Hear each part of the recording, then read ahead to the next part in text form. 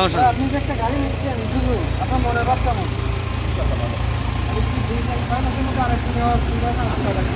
আচ্ছা, তাহলে আপনি রিকমেন্ড করবেন আরও অন্যান্য গ্রাহকরাও যেন এসে এই ধরনের গাড়ি কিনে কম টাকায় কম ডাউন পেমেন্টে, কারণ জাপানি গাড়ি তো ডাউন পেমেন্টে হয় না, একমাত্র আমরাই দিচ্ছি বাংলাদেশের মধ্যে কিস্তিতে।